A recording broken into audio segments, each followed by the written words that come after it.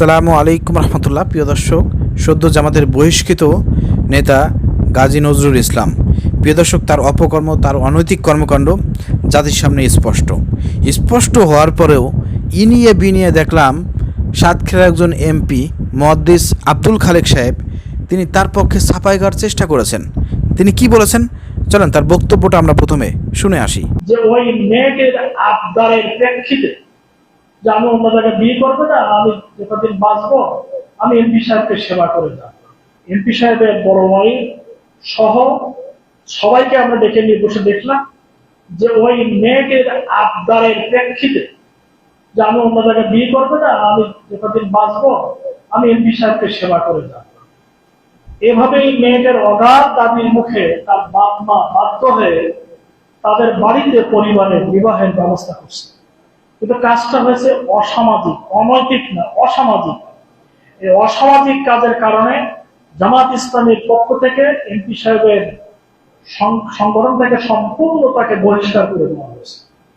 প্রিয় দর্শক, তার বক্তব্য শুনেছেন। এই বক্তব্য কি আপনার কাছে অ্যাকসেপ্টেবল? একটু কমেন্ট করে জানান। সারা বাংলাদেশে আজকে জামাতের এই বহিষ্কৃত এমপি গাজী নজরুল ইসলামের বিরুদ্ধে অন্য কোনো দলের লোকজনের তার বিরুদ্ধে কথা বলা লাগে নাই। স্বয়ং জামাত ইসলামের যারা লোকজন আছে সারা বাংলাদেশে অনলাইন অ্যাক্টিভিস্ট, তারাই কিন্তু এটার বিষয়ে প্রতিবাদ করেছে এবং তারা ঘৃণা প্রকাশ করেছে এবং জামাতকে তাকে বহিষ্কার করতে বাধ্য করেছে। অতএব এখানে অন্যকে কি বললো সেটা দেখার বিষয় না। বিষয়টা হচ্ছে যে আমাদের জামাতের এই যে এমপি সাহেব, সাতক্ষীরার আর একটা আসনের এমপি মুহাদ্দিস আব্দুল খালেক সাহেব, আপনি কি দেখেন নাই সে কি বিয়ে করেছে? আপনি কি বললেন? প্রিয় দর্শক, একটু কল্পনা করে দেখেন। যারা আমার ভিডিও দেখতেছেন বেশিরভাগই তো জামাত শিবিরের ভাইয়েরা, তাই না? তো আপনারা একটু চিন্তা করেন তো উনি কি বলছে। আজকে সারা সব জায়গায় এই নিউজটা ছড়িয়ে পড়েছে মুহাদ্দিস আব্দুল খালেকের নামে, যে তিনি বলেছেন যে এই মেয়ে নাকি গাজী নজরুল ইসলামের নাকি আজীবন সেবা করতে চেয়েছিল, এই জন্য নাকি তার পরিবার, মা বাবার লোকজন নাকি বাধ্য হয়ে ওই গাজী নজরুল ইসলামের সঙ্গে নাকি বিয়ে দিয়েছে। এটা সম্পূর্ণ মিথ্যা কথা। অবশ্যই মুহাদ্দিস আব্দুল খালেক এমপি সাহেবের কিন্তু যাচাই বাছাই করা উচিত ছিল। আপনার ভেবেচিন্তে কথাবার্তা বলা উচিত ছিল যে এই মুহূর্তে এই সময়টা নজরুল সাহেবের পক্ষে ছাপাই গাইলে পারে পরিস্থিতি আরও ঘোলাটে হবে। জামাতের লোকজন আরও আপনার উপরে ক্ষিপ্ত হবে, আপনাকে সন্দেহ পোষণ করবে যে হয়তো এতদিন তার এই ধরনের অপকর্ম আরও মেয়েদের সঙ্গেও তো ভিডিও ভাইরাল হয়েছে না? আরে ভাই, একজন এমপি সাহেবের যিনি ড্রাইভার থাকে সেই জানে এমপি সাহেব কী করে, তার খুঁটিনাটি গোপন সব কিছু কিন্তু ড্রাইভার জানে, কারণ ড্রাইভার তাকে নিয়ে আনা নেয়া করে। ড্রাইভার জানিয়েছিল আরও একাধিক মেয়ের সঙ্গে তার হোটেলে বিভিন্ন জায়গা আরও ভিডিও ফুটেজ আছে, সেগুলো তো ভাইরাল হয়েছে। তো এইসব অপকর্ম কিন্তু একদিনে হয় নাই, দীর্ঘদিন ধরে করতেছে এবং এটার কিন্তু গুঞ্জন হতে পারে। তো গুঞ্জন হওয়া সত্ত্বেও কিভাবে তিনি জামাতের নেতা হইলেন, কিভাবে তিনি এমপি হইলেন, তাকে এই সায় দিয়েছে কে? তাহলে কি এইসব এমপিরা তাকে এই সায় দিয়েছে, তার অপকর্মকে ঢাকার চেষ্টা করেছে? এটা নিয়ে কিন্তু জামাতের ভিতর থেকে লোকজনও কিন্তু প্রশ্ন তুলবে, জামাতের বাইরের লোকজন তো প্রশ্ন তো তুলবেই। অতএব এসব ভেবেচিন্তে আপনার কথা বলা উচিত ছিল। মুহাদ্দিস আব্দুল খালেক এমপি সাহেব, আপনার ভেবেচিন্তে তার পক্ষে ছাপাই গাওয়া উচিত ছিল। আপনি যদিও বলেছেন যে না, আমি এইভাবে বলি নাই, আমি জাস্ট ওই মেয়ের মা বাবার বক্তব্যটাই তুলে ধরেছি, আপনি আপনার নিজের মতামত প্রকাশ করেন নাই। আপনি রিসেন্টলি বলেছেন এই কথা, কিন্তু দেখেন আপনি যেভাবেই বলেন না কেন, একজন মা বাবা আপনাকে এই কথা বললো আর আপনি সেটা প্রচার করবেন? আপনি কি চিন্তা করবেন না বাপ মা কি আপনাকে বলছে যে এই মেয়েটি এমপি সাহেবের আজীবন সেবা করতে চেয়েছে?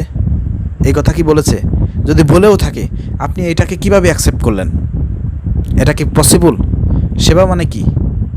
এমপি সাহেবের সেবা 18 বছরের একটা মেয়ে, 75 বছর বয়সের একজন জামাতের নেতা, বয়স্ক মানুষ, তার কিভাবে সেবা করবে? আপনি কি বোঝাতে চান? এটা কি সেই প্রাচীন যুগের, মধ্যযুগের সেই ওই সেবা, তারপরে ওই যে দাসী প্রথা কি আপনি ফিরিয়ে আনতে চাচ্ছেন?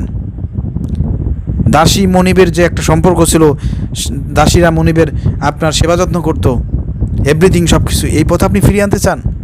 এটা তো অনৈতিক কথা, অসামাজিক কথা, ঘৃণিত কথা। কিভাবে ওই মেয়েটি 75 বছর বয়সী এই নজরুল ইসলামের সেবা করতে চাইলো? এটা কি আদৌ সত্য? এটা মিথ্যা বানোয়াট এবং ভিত্তিহীন কথা। আপনি এটা কীভাবে বিশ্বাস করলেন? এটা তো আনঅ্যাকসেপ্টেবল কথা। এটা তো জামাতের লোকজন, জামাতের নেতাকর্মীরাও এটা বিশ্বাস করে না। আপনি এই কথার এক্সাম্পল দিয়ে আপনি জামাতের লোকদেরকে বোঝানোর চেষ্টা করেছেন যে এটা অনৈতিক কাজ হয় নাই, অসামাজিক কাজ হয়েছে। কেন আপনি ভিডিও দেখেন নাই? আমার ভিডিওটা ভাইরাল হয়েছে, আমি সেখানে স্পষ্ট বলেছি এরা তো একটা নাটক সাজিয়েছে বিয়ের। আসলে তো বিয়ে হয় নাই, মূলত ওই মেয়েটির চাকরি দরকার ছিল, চাকরির সুবাদে মেয়েটির এই সুযোগটা কাজে লাগিয়েছে এবং তার সঙ্গে হোটেলে গিয়েছে, অনৈতিক কাজকর্ম করেছে, ধরা পড়েছে। ধরা পড়ার পরে এরপরে হচ্ছে আপনার কাজীকে ফোন দিয়ে সমস্ত রকমের ডকুমেন্টস তৈরি করে একটা নাটক সাজিয়েছে। তার স্ত্রীকে দিয়ে, প্রথম স্ত্রী একটাই, তাকে দিয়ে স্ক্রিপ্ট লিখে পড়াইছে। এরপর ওই মেয়ের বাপকে রাজি করিয়েছে, মাকে রাজি করিয়েছে, সবাইকে রাজি করেছে, মেয়েকে রাজি করেছে যে হ্যাঁ বিয়ে করছি, কিন্তু অথচ বিয়ে করে নাই। এটা বানোয়াট, ভিত্তিহীন। এটা দিবালোকের মতন স্পষ্ট, কারণ তার ভিডিও দেখলে পরে বোঝা যায়। যখন তাদেরকে ধরলো তখন কিন্তু একবারের জন্য ওই মেয়েটি বললো না যে সে আমার স্বামী, আর এই নজরুল ইসলাম কিন্তু একবারও বলে না সে আমার স্ত্রী, তাকে বিবাহ করেছি, হোটেলে আইছি, তাতে কী হয়েছে? বিয়ে করা বউ হইলে পারে তার চোখে মুখে আমরা সেই যে ছাপ দেখেছি, অসহায়তার ছাপ, সেটা কিন্তু আমরা দেখতাম না। সে কিন্তু অরিজিনালি ওখানে বিয়ে ছাড়াই মেয়েটির সঙ্গে ধরা খেয়েছে অনৈতিক কর্মকাণ্ডে। এই জন্য সে বড় গলায় ওখানে কথা বলতে পারে নাই। দামাচাপা দেওয়ার জন্য প্রিয় দর্শক 1 সপ্তাহ ধরে টাকা পয়সা দিয়ে হয়তো ম্যানেজ করেছে, লাস্টে হয়তো ম্যানেজ করতে পারে না, যার কারণে এই ভিডিওটা ছেড়ে দিয়েছে। তো প্রিয় দর্শক কী বলবো, এই বিষয়গুলো তো দেখলে পরেই বোঝা যায় যেগুলো মিথ্যা বানোয়ার ভিত্তিহীন। তাহলে কেন আপনি আবার সামাজিক যোগাযোগ মাধ্যমে এই ধরনের ছাপাই গিয়ে বক্তব্য দিচ্ছেন? এতে কি জামাতের ভালো হচ্ছে? এক নজরুল ইসলাম জামাতের এই 55 বছরে যে জামাতের যে অর্জন সেটা ধ্বংস করে দিয়েছে। এটাকে কাটিয়ে উঠতে জামাতের কতদিন লাগবে আপনি জানেন? এখন বিভিন্ন জায়গায় বিএনপির নেতারা আজকে নজরুল ইসলামের এই এক্সাম্পল দিয়ে জামাতকে খাটো করার চেষ্টা করতেছে। এটা কি বুঝতেছেন? সেখানে আপনি ছাপাই গান কীভাবে? আপনার চরম ভুল হয়েছে।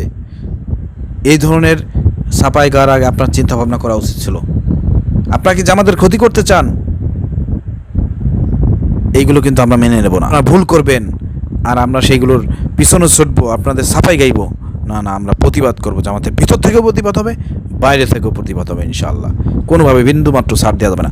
অন্যায়ের সঙ্গে কোনো আপোষ নাই, সে যে দলের লোকই হোক না কেন। নিজের দলের হইলেও এবার জামাত ইসলামের লোকজন বুঝিয়ে দিয়েছে যে অনৈতিক কর্মকাণ্ড, অসামাজিক কর্মকাণ্ড করলে পারে তার ছাপায় জামাত ইসলামের লোকজন গায় না। ইনশাআল্লাহ এবারও গায় নাই। জামাতের নেতাকর্মীরা সর্বোচ্চ প্রতিবাদ করেছে এই নেতার বিরুদ্ধে এবং প্রতিবাদ করে যাচ্ছে। প্রিয় দর্শক, ভিডিও শেয়ার করে সবাইকে সতর্ক করুন। এবং এই মুহাদ্দিস আব্দুল খালেক এমপি সাহেবকে বলতে চাই, আপনি আপনার ভুল স্বীকার করেছেন, কিন্তু আগামীতে আপনাকে আরও সতর্ক থাকতে হবে। বক্তব্য দেওয়ার ক্ষেত্রে, রাজনৈতিক বক্তব্য দেওয়ার ক্ষেত্রে আপনাকে আরও সতর্ক থাকতে হবে। কোথায় কী বলতে হবে এসব বিষয়ে আপনাকে আরও সতর্ক থাকতে হবে। ধন্যবাদ। আসসালামু আলাইকুম রহমতুল্লাহ।